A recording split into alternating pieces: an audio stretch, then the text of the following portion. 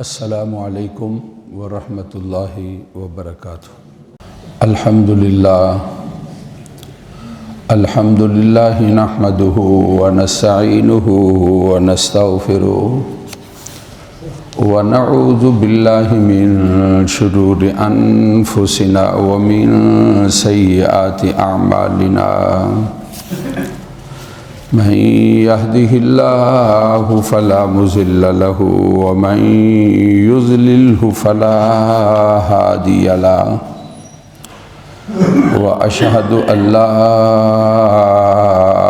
إله إلا الله وحده لا شريك له، وأشهد أن سيدنا ومولانا محمدًا عبده ورسوله، أما بعد فأعوذ بالله من الشيطان الرجيم، بسم الله الرحمن الرحيم، قد أفلح من تزكى وذكر اسم ربه فصلى، بل تؤثرون الحياة الدنيا والآخرة خير وأبقى، إن هذا لفي الصحف الأولى صحف إبراہیم وموسیٰ۔ تحقیق کامیاب ہوا جس نے اپنا تزکیہ کیا، اپنے رب کا نام لیا، پس نماز پڑھی۔ تم دنیا کی زندگی کو پسند کرتے ہو اور آخرت بہتر ہے اور باقی رہنے والی ہے۔ بے شک یہ پہلے اوراق کے اندر بات ہے، اوراق حضرت ابراہیم کے اور حضرت موسیٰ علیہم الصلاۃ والتسلیمات کے۔ صدق اللہ العظیم وبلغنا رسولہ النبی الکریم۔ رمضان المبارک کی آخری گھڑیاں، آخری جمعہ نہیں، آخری گھڑیاں ہیں رمضان المبارک کی۔ جمعے کی نماز کے بعد رمضان کی صرف ایک نماز باقی رہ جائے گی، وہ عصر کی نماز ہے۔ مغرب کی نماز یہ شوال کا مہینہ شروع ہو چکا ہوگا اور پھر وہ شوال کی نماز ہوگی۔ دو نمازیں، جمعے کی نماز اور عصر کی نماز، یہ دو نمازیں جو ہیں رمضان المبارک کی نمازیں ہیں۔ اللہ تعالیٰ کی ذات نے ہمیں رمضان کے روزے دیے اور یہ مہینہ ہم کو نصیب کیا ہے۔ اللہ جانے نال نصیباں دے کون تکسی اگلا رمضان ہے۔ اللہ جانے نال نصیباں دے کون تکسی اگلا رمضان ہے۔ کنوں نصیب حسن روزے اور کون پڑھسی پھر قرآن ہے۔ دنیا دے اس عارضی میلے اندر یار ہر کوئی مہمان ہے۔ کچھ پچھلے سال جیوندے سن اور کچھ چھڑ کے ہون جہان ہے۔ پتہ نہیں یہ پھر زندگی میں رمضان المبارک ہمیں نصیب ہو یا نہ، یہ قسمت کی بات ہے۔ کتنے ہمارے عزیز، ہمارے دوست یا مسلمان، اب دیکھو اس جنگ کے اندر لوگ مارے گئے، کتنے تھے جو پہلے موجود تھے پچھلے رمضان میں، شروع رمضان میں چلے گئے ہم کو چھوڑ کر۔ پتہ نہیں نصیب ہوگا تو رمضان المبارک نصیب ہوگا، وگرنہ ایک پل کا پتہ نہیں ہے، ایک گھڑی کا کوئی پتہ نہیں ہے۔ رمضان المبارک میں یہ آخری بیان ہے یہاں مسجد کے اندر۔ آج رمضان میں بہت سارے بیان ہوتے رہے، عشاء کی نماز میں بھی اور نماز فجر میں بھی، نماز ظہر میں بھی، اور یہ تقریباً آخری بیان ہے۔ میں اس میں کچھ اور باتیں کرنا چاہتا ہوں جن کا تعلق آقائے دو جہاں، سرکار دو جہاں، فخر دو جہاں، امام الانبیاء محمد الرسول اللہ صلی اللہ علیہ وسلم کی دعاؤں کے ساتھ ہے۔ رمضان میں دعاؤں کے سلسلے کے اندر بڑی گفتگو کی اور مختلف مواقع میں اللہ تعالیٰ کے نبیوں اور پیغمبروں کی دعاؤں کا، پھر آقائے دو جہاں، سرکار دو جہاں صلی اللہ علیہ وسلم کی دعاؤں کا بھی تذکرہ ہوا، اس لیے کہ دعا ہمارا ہتھیار ہے۔ مومن کا دعا جو ہے وہ اسلحہ ہے۔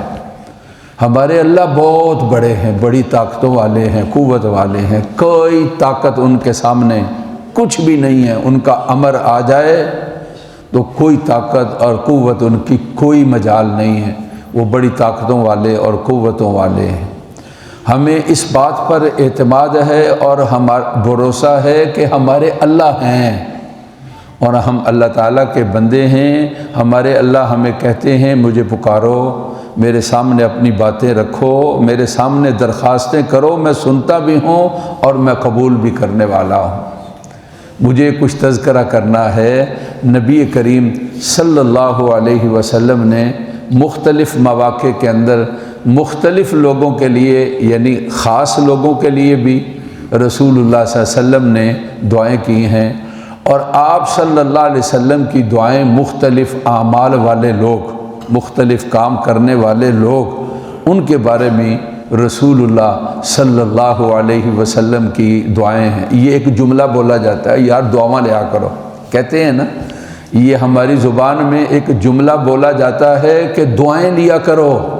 ہاں جی، دعائیں لینی چاہیے، لیکن آقا دو جہاں، سرکار دو جہاں صلی اللہ علیہ وسلم کی دعا سب سے زیادہ قبولیت والی دعا ہے۔ تو میں آپ سے یہ درخواست کرتا ہوں کہ آپ صلی اللہ علیہ وسلم کی دعاؤں کو حاصل کرو، اور آپ صلی اللہ علیہ وسلم کی دعائیں بڑی مقبولیت والی دعائیں ہیں، اور آپ نے جب دعا کی ہے اللہ کی ذات نے آپ کی دعا کو سنا ہے اور آپ کی دعا کو قبول کیا ہے۔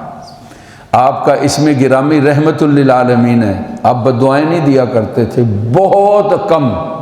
کتب حدیث میں اگر ہمیں تلاش کرنا پڑے تو رسول اللہ صلی اللہ علیہ وسلم نے کن مواقع میں کن لوگوں کے لیے بددعائیہ کلمات کہے ہیں، چند جن کو شمار کیا جا سکتا ہے، چند وہ جگہ ہیں جن کے بارے میں رسول اللہ صلی اللہ علیہ وسلم نے بددعا فرمائی، وگرنہ آپ تو رحمت للعالمین ہیں صلی اللہ علیہ وسلم۔ آپ دعائیں کرنے والے اور اللہ کی ذات آپ کی دعاؤں کو سننے والی اور آپ کی دعاؤں کو قبول کرنے والی ہے۔ فوراً آپ صلی اللہ علیہ وسلم نے دعا کی اور آپ کی دعا جو ہے وہ قبول ہو گئی۔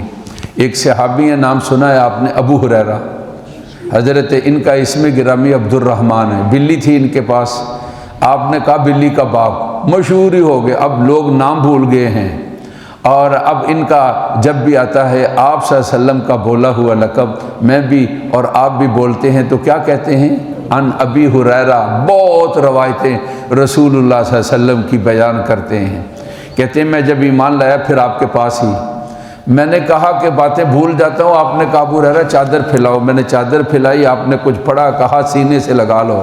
وہ دن اور آج کا دن جو میں بات سنتا ہوں وہ مجھے یاد رہتی ہے اور میں بھولتا نہیں ہوں۔ کہتے ہیں کہ میں رسول اللہ صلی اللہ علیہ وسلم کی محفل میں آیا اور میں نے کہا اللہ کے نبی صلی اللہ علیہ وسلم، یہ یمن کے رہنے والے حضرت ابو ہریرہ، اور بہت لیٹ آئے ہیں، مدینہ پاک کے اندر آئے ہیں، اور آخری سالوں کے اندر 6 یا 7 ہجری کے اندر یہ مدینہ پاک کے اندر آئے ہیں، اور بہت زیادہ وقت انہوں نے آپ صلی اللہ علیہ وسلم کے ساتھ نہیں گزارا۔ کہتے ہیں کہ میں آپ صلی اللہ علیہ وسلم سے درخواست کی اللہ کے نبی، میری امی جان جو ہے وہ مشرکہ ہے، وہ آپ کی بے ادبی کرتی، میں آپ کے پاس آنا چاہتا ہوں، مجھے روکتی ہیں، آپ کی بے ادبی اور گستاخی کرتے ہیں۔ آپ کا حکم یہ ہے کہ اگر والدین کافر ہیں تو پھر بھی اچھا برتاؤ کرو۔ قرآن نے فرمایا اگر والدین کافر نہیں تمہیں کفر کے بارے میں کہنے والے ہیں تو قرآن نے وہ کہا، قرآن نے یہ ارشاد فرمایا کہ وصاحبہما فی الدنیا معروفہ، دنیا کے معاملے کے اندر ان کا احترام، والدہ ہے تب، والد ہے تب ان کا احترام، کافر باپ کا احترام بھی نہیں چھوڑنا، اور کافرہ اور مشرکہ ماں کا بھی احترام جو ہے وہ نہیں چھوڑنا ہے۔ یہ اللہ کا حکم ہے۔ قرآن سورۃ لقمان کے اندر، حضرت لقمان کے تذکرے کے اندر درمیان کے اندر اللہ رب العزت کی ذات نے بیان فرمایا ہے۔ کہتے ہیں کہ رسول اللہ صلی اللہ علیہ وسلم نے اسی وقت ہاتھ اٹھا لیے یا ہاتھ اٹھائے بغیر ہی جب یہ دعا ہوتی ہے تو عموماً ہاتھ اٹھانا آتا ہے تو کہتے ہیں دعا کے لیے ہاتھ اٹھا لیے۔ آپ صلی اللہ علیہ وسلم نے جو کتب حدیث میں الفاظ آتے ہیں، آپ نے فرمایا اللہم اہدی ام ابی ہریرہ، اے اللہ ابو ہریرہ کی والدہ محترمہ کو ہدایت دے دیجیے۔ آپ کا یہ لفظ بولنے تھے، آپ کا یہ جملہ بولنا تھا۔ حضرت ابو ہریرہ کہتے ہیں میں دوڑ پڑا، میں دیکھوں دعا پہلے گئی ہے یا ابو ہریرہ پہلے جاتا ہے، دروازہ بند تھا۔ وہ میں امی جو بے ادبی اور گستاخی کرنے والی اور مجھے روکنے والی اور بے ادبی کے الفاظ بولنے والی، اور جب میں گھر پہنچا تو پتہ چلا غسل فرما رہی ہیں، اور مجھے فارغ ہوئی تو کہا ابو ہریرہ کہاں ہے تمہارے آقا، مجھے بھی لے چلو، میں بھی کلمہ پڑھنا چاہتی ہوں اور مسلمان ہونا چاہتی ہوں۔ رسول اللہ صلی اللہ علیہ وسلم کی دعا اتنی زیادہ قبولیت والی دعا ہے، آپ کا ہاتھ اٹھانا ہے، اللہ کی ذات نے فوراً اس کی قبولیت دے دی۔ دوس قبیلہ ہے، اس کے صحابی ہیں جن کا نام حضرت طفیل آتا ہے، طفیل دوسی۔ مکہ میں آئے نا لوگ، مکہ میں باہر سے آتے تھے، بیت اللہ تھا، اور لوگ یہاں طواف اور سارا سسٹم کرنے کے لیے، عبادات کرنے کے لیے آتے تھے۔ مکے والوں نے مشہور کیا تھا یہاں ایک جادوگر آیا ہوا ہے، نعوذ باللہ، جو ان کی بات سنتا ہے ان کا ہو جاتا ہے۔ کہتے ہیں میں اپنے کانوں کے اندر روئی کے ڈٹ لگاتا تھا کہ میرے کانوں میں ان کی آواز نہ آ جائے اور میں کہیں ان کی بات نہ سن لوں۔ میں جب واپس آنے لگا تو میرے اندر سے یہ بات اٹھی کہ مجھے ملاقات کرنی چاہیے، میں قوم کا سردار ہوں، اور اگر میرے پر جادو ہوا تو میری قوم میرا علاج کرا لے گی اور میرا علاج ہو جائے گا۔ کہتے ہیں کہ میں آپ کی محفل میں آیا صلی اللہ علیہ وسلم، جب بات سنی تو جو آپ کہتے رہے میرے دل کے اوپر لکھی جاتی رہی۔ آپ نے بات مکمل کی اور میں نے کہا اشہد اللہ الہ الا اللہ، کہتے ہیں کہ میں نے کلمہ پڑھ لیا اور میں مسلمان ہو گیا۔ آپ نے فرمایا طفیل جاؤ اپنی بستی میں، اپنے علاقے میں چلے جاؤ اور جا کر ان کو دعوت دو اور ان کو اسلام کی طرف بلاؤ۔ کہتے ہیں میں نے قوم کو بڑا، میری قوم تابع دار تھی، میں نے قوم کو بڑا سمجھایا اور ان کو بلاتا رہا، چند لوگوں کے علاوہ کسی نے میری بات نہ سنی اور میری بات کی طرف آئے ہی نہیں۔ میں پھر دوسرے سال یا اس کے بعد میں رسول اللہ صلی اللہ علیہ وسلم کے پاس آیا اور میں نے عرض کی اللہ کے نبی میری قوم نے میری بات کو نہیں سنا ہے، اور آپ دعا کر دیجئے اللہ میری قوم کو ہدایت دے دے اور وہ میری بات کو سنیں، اور میرا آپ کا جو پیغام میں لے کر جاؤں اور وہ اس پیغام کو سنیں۔ آپ صلی اللہ علیہ وسلم نے ان کے لیے ہاتھ اٹھائے اور دعا کی اللہم اہد دوسا فرجعہم، اے اللہ دوس والوں کو ہدایت دے دے اور ان کو ہمارے پاس لائیے۔ کہتے ہیں آئندہ سال جب حضرت طفیل آئے تو 80 خاندانوں کے لوگ آپ کے ساتھ آئے اور ان کے ایمان کی اور ہدایت کی حضرت طفیل نے خوشخبری دی۔ رسول اللہ صلی اللہ علیہ وسلم کی دعا کی وجہ سے اللہ کی ذات نے طفیل کے قبیلے دوس کو اللہ کی ذات نے ایمان اور ہدایت کی دولت کے ساتھ نوازا ہے۔ آپ صلی اللہ علیہ وسلم کی دعائیں بڑی قبولیت والی دعائیں۔ آپ خطبہ دے رہے تھے مسجد نبوی کے اندر، آپ خطبہ دے رہے تھے، ایک آدمی اس طرح داخل ہوا اور عرض کرنے لگا اللہ کے نبی، دیہاتی لوگ سادے سیدھی سی بات کر دیتے ہیں کہ اللہ کے نبی بارشیں بند ہو گئی، پانی ختم ہو گیا، جانور بھوکے مر رہے ہیں اور کھانے کے لیے ان کے لیے کچھ نہیں ہے اور پینے کے لیے بھی انتظام نہیں ہے، آپ اپنے اللہ سے دعا کر دیں کہ اللہ رحمت والی بارش برسائے۔ کہتے ہیں سخت، آپ جانتے ہیں عرب کی دھوپ اور وہاں کی گرمی، سخت گرمی اور سخت دھوپ، کوئی نام و نشان آسمان پر بادل کا نہیں تھا، اور پھر آپ صلی اللہ علیہ وسلم نے ہاتھ اٹھا لیے۔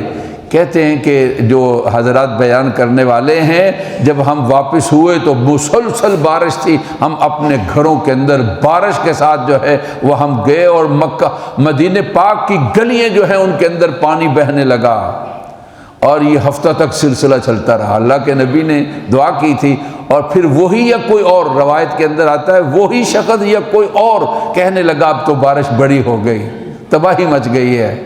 آپ صلی اللہ علیہ وسلم نے ہاتھ اٹھائے، جو بادل والا اور بارش والا موسم تھا، جمعے کی نماز سے باہر نکلے تو اس طرح بادل صاف ہوئے اور سورج نکلا، اور اس طرح جو ہے وہاں چمک دمک پیدا ہو گئی جس طرح کہ بارش کا نام و نشان ہی نہیں ہے۔ نبی کریم صلی اللہ علیہ وسلم کی دعائیں بڑی قبولیت والی دعائیں ہیں۔ سیدنا فاروق اعظم جو ہیں رضی اللہ تعالی عنہ، آپ کی جب ہمشیرہ مسلمان ہوئی آپ ان کو پیٹ رہے تھے، اور جب آپ ذرا تھوڑا سا ہلکا ہوا اور پھر کہنے لگے مجھے وہ اوراق بتاؤ دکھاؤ جس کو تم پڑھ رہے تھے، تو پھر ان کے بینوئی نکلے اور کہا کہ عمر تمہیں مبارک ہو، میں نے اللہ کے نبی کو دعا مانگتے ہوئے سنا تھا کہ اللہ عمر ابن خطام اور حشام، یہ ابو جہل کا نام ہے، ان میں سے جو آپ کو پسند ہے اس کو ایمان کی دولت سے مالا مال کیجئے۔ مجھے لگتا ہے اللہ کی ذات نے ہدایت کا کرہ تمہارے نام نکالا اور تم ایمان کی دولت لاؤ گے۔ چنانچہ حضرت فاروق اعظم رسول اللہ صلی اللہ علیہ وسلم کے پاس حاضر ہوئے اور کلمہ پڑھا اور مسلمان ہو گئے۔ نبی پاک صلی اللہ علیہ وسلم نے بہت تکلیفیں جھیلیں، اور آپ صلی اللہ علیہ وسلم نے بہت تکلیفوں کو برداشت کیا، لیکن آپ صلی اللہ علیہ وسلم نے بددعائیہ کلمات نہیں کہے۔ احد کے میدان کے اندر جب جب آپ احد میں جائیں گے تو وہ پہاڑی دیکھیں گے، وہاں کوئی چڑھنا ثواب نہیں ہے۔ اس پہاڑی پر آپ نے 50 لوگوں کو کھڑا کیا تھا کہ جب تک حکم نہ آئے تم نے نیچے نہیں آنا۔ انہوں نے سمجھا کہ جب تک کامیابی نہ ہو اس وقت تک نیچے نہیں آنا۔ جب کافر بھاگ رہے تھے تو انہوں نے اس جگہ کو چھوڑ دیا۔ امیر نے کہا بھی، اس طرف سے کافر مڑ کر آئے اور اچانک حملہ آور ہوئے، جس سے حضرات صحابہ شہید بھی ہوئے، نبی کریم صلی اللہ علیہ وسلم زخمی ہو گئے۔ آپ نے وہ جو لوہے کی ٹوپی پہنی ہوئی تھی اور اس کا حصہ جو ہے آپ کے سر میں اور آپ کے چہرے کے اندر داخل ہو گیا، اور آپ کا چہرہ انور جو ہے وہ زخمی ہو گیا۔ آپ اتنے شدید زخمی تھے، لوگ کہنے لگے کہ آپ صلی اللہ علیہ وسلم جو ہیں وہ دنیا سے پردہ فرما گئے ہیں، اور کافر خوشی کا نعرے لگانے لگے کہ ہم نے محمد صلی اللہ علیہ وسلم کو شہید کر دیا ہے۔ امی جان حضرت عائشہ نے پوچھا کہ اللہ کے نبی، یہ احد والے دن سے بھی کوئی مشکل گھڑی اور تکلیف والا وقت اور آپ کے لیے کوئی گھڑی آئی تھی؟ ہاں، انہوں نے کہا وقت آیا تھا جب میں نے طائف کا سفر کیا تھا۔ وہ عرب کے لوگ تھے اور بڑی ان کی شہرت تھی اور بڑا ان کا یعنی ان کے بڑے اچھے نام تھے۔ جب میں اسلام کی دعوت لے کر میں ان کے پاس گیا، جو انہوں نے مجھے تکلیف دی زبانی طور پر اور جسمانی طور پر، عائشہ وہ احد کی تکلیف سے بہت زیادہ تکلیف تھی۔ اور جب آپ مغیرہ جو تھا اس کے عتبہ اور مغیرہ جو ان کے باغ میں آپ تشریف لائے، اور آپ جب بیٹھے ہوئے تھے عتبہ و عتیبہ کے باب میں، تو آپ کے پاس حضرت جبرائیل آئے اور کہا کہ یہ فرشتہ ہے پہاڑوں کی ڈپٹی والا، آپ حکم دیں یہ طائف کی پہاڑی کو اس طرح اٹھائیں گے اور اس طرح پوری بستی کو اوپر پلٹ دیں گے اور یہ سارے کے سارے نیچے دب جائیں گے۔ رسول پاک صلی اللہ علیہ وسلم نے اس تکلیف والے عالم کے اندر بھی آپ نے طائف والوں کے لیے بد دعا نہیں کی، اور کہا کہ مجھے لگتا ہے اللہ ان لوگوں میں ایسے لوگ پیدا کریں گے جو ایمان والے اور ہدایت والے ہوں گے، اس لیے میں ان کے بارے میں ایسا کوئی جملہ یا ان کی تباہی اور بربادی اور ان کے فنا ہونے کے بارے میں کچھ نہیں کہتا ہوں۔ رسول اللہ صلی اللہ علیہ وسلم نے، میں نے کہا کہ اگر تلاش کریں آپ کی بد دعائیں کہ تو کتابوں کے اندر چند جگہ ملیں گی جو آپ صلی اللہ علیہ وسلم کی بد دعاؤں کا تذکرہ ہے، وگرنہ آپ صلی اللہ علیہ وسلم کی دعائیں ہی دعائیں ہیں۔ آپ کی دعا ہے کس کے لیے؟ آپ نے الفاظ دیکھو کیسے ارشاد فرمائے، نظر اللہ امرأً سمع منا مقالتی، اللہ اس آدمی کو تر و تازہ رکھے جس نے ہماری بات کو سنا اور پھر جس طرح سنا اس کو یاد کر لیا اور پھر جا کر اس کا تذکرہ کیا۔ آج آقا کا یہ فرمان ہم نے سنا ہے اور آج رسول کریم صلی اللہ علیہ وسلم کی یہ حدیث مبارکہ سنی ہے۔ یعنی سنا بڑے غور کے ساتھ اور پھر اس کو یاد کر لیا، اور پھر یاد کرنے کے بعد اس کا آگے تذکرہ کیا اور فرمایا رسول اللہ صلی اللہ علیہ وسلم نے رب مبلغ اوعى من سامعہ، بہت سارے وہ لوگ جن تک بات پہنچتی ہے وہ سننے والے سے زیادہ اس بات کو یاد کرنے والے اور اس بات کی حفاظت کرنے والے ہوتے ہیں۔ رسول اللہ صلی اللہ علیہ وسلم نے دعا دی، کیا کہا؟ نظر اللہ، تر و تازہ رکھے۔ کتنا پیارا جملہ ہے اور کتنی پیاری دعا ہے جو آقا دو جہاں سرکار دو جہاں صلی اللہ علیہ وسلم کی ذات اقدس نے ارشاد فرمائی ہے۔ میں نے کہا چند ایک مقامات ہیں، جب احد کے میدان کے اندر غزوہ خندق کے موقع پر آپ صلی اللہ علیہ وسلم کی کچھ نمازیں قضا ہو گئیں تو آپ نے ان کے بارے میں بددعائیہ جملہ بولا، اللہ ان کی قبروں کو آگ سے بھر دے جنہوں نے ہماری نمازوں کو قضا کر دیا، اور پھر خاص طور پر نماز وسطی یعنی عصر کی نماز جو ہے وہ ہماری جو ہے وہ قضا ہو گئی۔ ایک اور موقع ہے جس کا میں تذکرہ کرنا چاہتا ہوں کہ پاک پیغمبر صلی اللہ، میں نے اور آپ نے یہ کوشش کرنی ہے آپ صلی اللہ علیہ وسلم کی دعاؤں کو حاصل کریں۔ عصر سے پہلے جو 4 سنتے ہیں ان کے بارے میں پڑھنے والوں کے لیے آپ صلی اللہ علیہ وسلم کی دعا ہے۔ رات کے آخری وقت کے اندر جو آدمی اٹھتا ہے اور گھر والوں کو اٹھاتا ہے، گھر والی اٹھتی ہے اور اپنے میاں کو اٹھاتی ہے اور نماز کے لیے کھڑے ہوتے اور تہجد پڑھتے اور اپنے اللہ کے سامنے راز و نیاز پیش کرتے ہیں اور گفتگو کرتے ہیں اور دعائیں کرتے ہیں، ان لوگوں کے لیے بھی رسول اللہ صلی اللہ علیہ وسلم کی ذات اقدس نے دعائیہ کلمات جو ہیں وہ ارشاد فرمائے ہیں۔ آپ صلی اللہ علیہ وسلم ایک موقع پر خطبہ دینے کے لیے آپ ممبر پر تشریف فرما ہوئے۔ کعب بن عجرہ کہتے ہیں رضی اللہ تعالی عنہ، آپ صلی اللہ علیہ وسلم نے جب پہلے درجہ جو تھا اس پر قدم رکھا تو آپ نے فرمایا آمین۔ فلم ارتقا ثانیہ، جب آپ دوسرے پر تشریف فرما ہوئے تو آپ نے کہا آمین۔ پھر آپ جب تیسرے درجے پر چڑھے تو آپ صلی اللہ علیہ وسلم کی ذات اقدس نے فرمایا آمین۔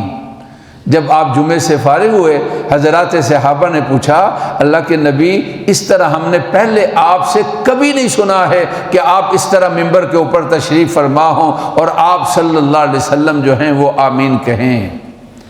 تو رسول اللہ صلی اللہ علیہ وسلم نے فرمایا جب میں وہاں پہنچا تو جبرائیل آئے اور انہوں نے کہا کہ بعودہ، وہ آدمی، بعودہ کا معنی یہ ہے کہ اللہ کی رحمت سے دور چلا گیا، اس کے لیے اللہ کی مہربانی اور رحمتیں اس آدمی کے لیے نہیں ہیں۔ رسول اللہ صلی اللہ علیہ وسلم نے ارشاد فرمایا جس آدمی نے رمضان المبارک کا مہینہ پایا اور رمضان کے اندر اس نے اپنے گناہوں کو اپنے اللہ تعالیٰ سے معاف نہیں کرایا ہے، رمضان المبارک کا جو فضیلت اور درجہ اور رتبہ اور اس لحاظ سے اس کا مقام سب سے زیادہ ہے، اس لحاظ سے یہ مہینہ مغفرت والا مہینہ ہے، اول ہو مغفرہ۔ آپ صلی اللہ علیہ وسلم نے ارشاد فرمایا اس کے پہلے عشرے کے بارے میں یہ مغفرت کا مہینہ ہے، کہا کہ جبرائیل آئے اور انہوں نے کہا کہ وہ اللہ کی رحمت سے بعودہ، اللہ کی رحمت سے دور ہو جائے جس نے رمضان کو پایا اور رمضان المبارک کے اندر اپنے گناہوں کو اپنے اللہ تعالیٰ سے معاف نہیں کرایا ہے۔ میں نے کہا آمین۔ جب میں دوسرے پر چڑھا تو آپ نے فرمایا صلی اللہ علیہ وسلم، جبرائیل نے کہا وہ آدمی اللہ کی رحمت سے دور ہو جائے جس کے سامنے آپ کا تذکرہ آئے اور پھر آپ کے لیے درود شریف نہ پڑھے، کیا صلی اللہ، سب پڑھو صلی اللہ، آپ کا تذکرہ اس کے سامنے آئے اور آپ کے لیے ہدیہ اور تحفہ درود شریف کا پیش نہ کرے۔ حضرت جبرائیل امین نے اس کے لیے بددعا کی ہے کہ وہ آدمی اپنے اللہ تعالیٰ کی رحمت سے دور ہو جائے اور اس کے اللہ تعالیٰ کی کوئی رحمت نہیں ہے۔ پھر آقا دو جہاں سرکار دو جہاں صلی اللہ علیہ وسلم کی ذات اقدس نے یہ ارشاد فرمایا کہ جبرائیل نے کہا کہ وہ آدمی جس کے والدین جو ہیں وہ بوڑھے ہو گئے، دونوں موجود ہیں یا ان میں سے کوئی ایک موجود ہے، والدین کو خوش کر کے ان کی تابع داری کے ساتھ اپنے اللہ کو راضی نہ کر سکے اور ان سے اپنے گناہوں کی معافی نہ کروا سکے تو اللہ کے نبی صلی اللہ علیہ وسلم نے فرمایا جبرائیل نے کہا کہ وہ بھی شخص بھی اللہ تعالیٰ کی مہربانی اور رحمت جو ہے اس سے دور ہو جائے۔ ایک روایت کے اندر آتا ہے کہ جبرائیل نے رسول اللہ صلی اللہ علیہ وسلم سے آ کر کہا میں الفاظ بولوں گا تو آپ نے آمین کہنا ہے۔ جمعے کے وقت دعا ہوتی ہے نا، ہم دعا کرتے ہیں اللہ فلاں مریض کو صحت دے دے۔ ایک لڑکا احمد ہے، 15 سال عمر ہے، بیچارہ ہارٹ کا پیشنٹ ہے، ہسپتالوں میں چکر لگ رہے ہیں، ڈاکٹر کہتے ہیں اس کا آپریٹ بھی نہیں ہو سکتا، سرجری بھی نہیں ہو سکتی۔ اللہ اس بچے کو، نوجوان کو اللہ عمر کے اندر اضافہ فرمائے اور صحت دے دے۔ ایک اور ہیں، ہم اس طرح دعا کرتے ہیں، ایک اور ہیں وینٹیلیٹر پر ہیں، ہمارے عزیز ہیں، تو انہوں نے بھی دعا کا کہا ہے، اللہ تعالیٰ اس نوجوان کو بھی 35-36 سال کا ہے، اللہ تعالیٰ اس کو صحت تو ان کے پاس ہے نا۔ جب آپ آمین کہتے ہیں تو آمین کا مطلب کیا ہوتا ہے کہ اے اللہ اس دعا کو قبول فرما لیجیے۔ آمین کہنے والا اس دعا کے اندر شریک ہونے والا ہے۔ کہا کہ آپ سے کہا گیا کہ یہ کلمات اور جملے بولے جائیں گے، آپ نے ان کے ساتھ آمین کہنا ہے۔ تو گویا کہ حضرت جبرائیل جو ہے وہ بددعائیہ کلمات کہہ رہے ہیں اور آقائے دو جہاں، سرکار دو جہاں صلی اللہ علیہ وسلم اس کے اوپر آمین بول رہے ہیں۔ تو اس کے بارے میں کیا طریقہ ہے کہ یہ جو بددعائیہ کلمات ہیں آدمی ان بددعائیہ کلمات سے بچ سکے؟ زندگی میں معمول بنا لیں، جب اس میں گرامی آئے گا تو کیا کہنا ہے؟ جب اس میں گرامی آئے گا تو کہنا ہے صلی اللہ۔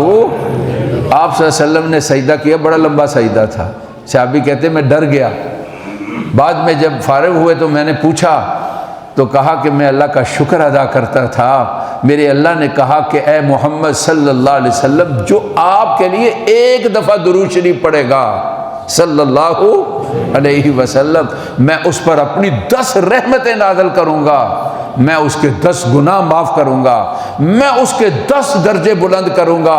میں نے اپنے اللہ کا شکر ادا کیا اور یہ سجدہ شکر تھا۔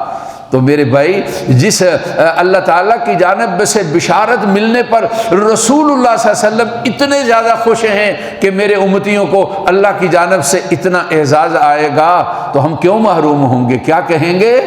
صلی اللہ علیہ وسلم۔ نماز عصر کے بعد کا جمعے والے دن خاص وقت ہے آقا کے لیے ہدیہ اور تحفے پیش کرنے کا۔ آپ صلی اللہ علیہ وسلم نے ارشاد فرمایا ہے وہ تحفے اور ہدیے درود شریف کے ہیں اور درود شریف کی تلاوت ہے۔ پھر والدین کی تابعداری ہے، جب بوڑھے ہیں تو ان کی خدمت، جو جنت کے حصول کے ذریعے ہیں ان میں سے آقا کا درجہ صلی اللہ علیہ وسلم سب سے پہلے ہے، ان کے لیے درود شریف کا ورد اور ان کی تابعداری اور ان کی تعلیمات پہ عمل۔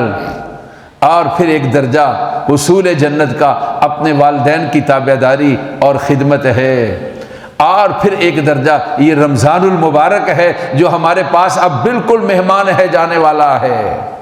کہتے ہیں کہ آدمی توبہ اور استغفار کرتا ہے اور پھر انسان سے غلطی ہو جاتی ہے، مسجد سے نکلے پھر کوئی گناہ ہو گیا، کہتے ہیں آخری گھڑییں، آج کا دن افطاریوں میں، اور اگر افطاری میں گئے ہیں تو ذرا تنہائی والی جگہ کو بھی اختیار کر لیں، وہاں پر یقیناً یہ رمضان کا آخری وقت ہوگا عصر کے بعد کا، کیونکہ یہ 30واں دن ہے۔ 30واں دن جب مکمل ہو جائے تو اس کے بعد شوال ہے، رمضان جو ہے وہ مکمل ہو جاتا ہے۔ جو آدمی اپنی غلطیوں پر اور اپنے اللہ کی طرف رجوع کرتے ہوئے، نادم ہوتے ہوئے اپنے اللہ سے معافی چاہتا ہے، تو آقا نے فرمایا صلی اللہ علیہ وسلم کہ التائب من الذنب کمن لا ذنب لہ، جو گناہ سے توبہ کر لے وہ اس طرح ہے گویا کہ اس نے گناہ کو کیا ہی نہیں ہے۔ ایک آدمی رسول اللہ صلی اللہ علیہ وسلم نے دیکھا کہ وہ حرم میں بیٹھا کہہ رہا تھا واہ ذنوبا، واہ ہائے میرے گناہ، ہائے میرے گناہ، ہائے میرے گناہ۔ نبی کریم صلی اللہ علیہ وسلم نے اس سے کہا کل یہ کلمات کہو، اللہم آپ بھی کہہ لیں اللہم ان مغفرتک اوسع من ذنوبی ورحمتک ارجا عندی من عملی۔ اے اللہ تیری مہربانییں، تیری مغفرتیں میرے گناہوں سے بہت زیادہ ہیں، تیری مغفرتیں میرے گناہوں سے بہت زیادہ ہیں، اور میں اپنے عمل کی بجائے تیری رحمت کا زیادہ محتاج ہوں اور اس کا امیدوار ہوں۔ اس سے کہا کہ 3 دفعہ کلمہ کہو۔ اس نے بولا، آپ نے فرمایا جا، اللہ نے تیرے گزشتہ سارے کے سارے گناہوں کو معاف فرما دیا ہے۔ الفاظ عربی نہ ہو تو اپنے الفاظ میں، اے اللہ تیری مغفرت میرے گناہوں سے بہت بڑی ہے، اے اللہ تیری رحمت کا اپنے اعمال کی بجائے تیری رحمت کا میں اپنے اعمال سے زیادہ امید رکھتا ہوں، اور میں اس کا امیدوار ہوں۔ تیری ذات جو ہے وہ رحمت والی ہے۔ اللہم ان مغفرتک اوسع من ذنوبی ورحمتک ارجع عندی من عملی۔ رسول اللہ صلی اللہ علیہ وسلم کی ذات اقدس نے ارشاد فرمایا۔ شیخ سعدی نے، اللہ تعالیٰ جب کوئی بندہ اپنے گناہوں کی معافی اپنے اللہ تعالیٰ سے چاہتا ہے تو اللہ تعالیٰ کہتے ہیں مجھے اپنی بزرگی اور جلال کی قسم ہے، تو گناہ کرتا ہے اور معافی مانگتا ہے، میں تجھے معاف کرتا رہوں گا۔ کہا کرم بین لطف و خداوندگار، کرم بین لطف و خداوندگار، گناہ بندہ کر او شرمسار۔ اللہ کی مہربانی دیکھو کتنی ہیں، غلطیاں اور گناہ بندہ کرتا ہے اور اللہ کہتے ہیں میں معاف نہ کروں، مجھے شرم آتی ہے۔ اللہ رب العزت جو ہے ہماری غلطیوں کو معاف فرما دے۔ تو رمضان، اس بددعا سے بچنے کا ایک ہی طریقہ ہے، کیا؟ رمضان کی آخری گھڑیاں جو ہیں، یہ 12، 13، 14 منٹ پر 6 بج کر روزے کی افطاری ہے، تو آپ 6 بجے کے بعد کی ساری مصروفیات چھوڑ دیں اور مصلی پر بیٹھ جائیں اور اپنے اللہ کی طرف رخ کر لیں۔ کچھ الفاظ نہ آتے ہو، یہ الفاظ ان کا ترجمہ کہتے رہیں اور یا یوں ہی کہتے رہے اللہ معاف کر دے، اللہ معاف کر دے، اللہ معاف کر دے، اللہ معاف کر دے، اور اپنی غلطیوں اور کوتاہیوں کے اوپر نظر کرے کہ میں رمضان کو احترام اور ادب سے نہ گزار سکا۔ تو آقا کی دعائیں ہیں، اللہ تعالیٰ نے آپ کی دعاؤں کو بڑا قبول فرمایا۔ آپ کی بددعائیں بہت کم ہیں، ان میں سے ایک یہ والدین کا نافرمان ہو، ان میں سے ایک یہ رمضان کی بے اکرامی اور بے احترامی کرنے والا ہو، ان میں سے وہ جو آقا کے لیے تحفہ اور ہدیہ درود شریف کا پیش نہ کرنے والا ہو۔ اللہ ان تینوں گناہوں سے ہمیں بچا لے، اپنا اور اپنے حبیب صلی اللہ علیہ وسلم کا تابع دار بنائے۔ اور ربنا تقبل منا انک انت السمیع العلیم، سنتے ادا فرما دی۔